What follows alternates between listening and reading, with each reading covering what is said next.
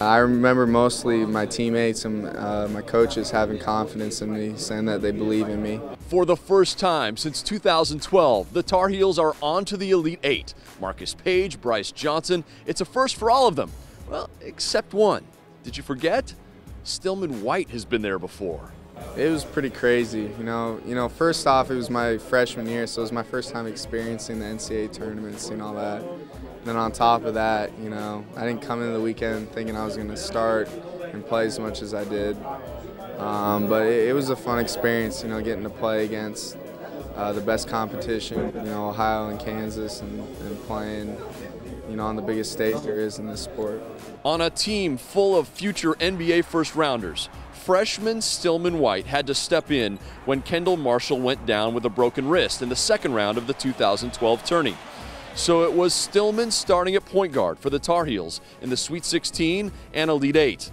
Leading up to his unexpected starring role on college basketball's biggest stage, the coaches told him, do what you can, but don't try to do more than you can. Just tell me that I can do it. I can win the game for the team. I can help out. Not to play out of my role. You know, not try and beat Kendall Marshall, because I don't think anyone in college basketball could have been Kendall Marshall. So they said just play within yourself and distribute the ball. You know, I had some pretty good guys to throw the ball to. You know, almost all of them pretty much in the NBA now. So, you know, I tried to do that as best I could. Well, we thought he handled it fine, you know, in terms of getting put in that situation where he had to step in for Kendall and play, and he played well. You know, I think he did the things that he could do and didn't do more than he was capable of doing. I think his performance was outstanding, and we just didn't make enough plays during the course of the game. He played as many minutes against Kansas in the Elite Eight as he has basically this entire season, and he was great.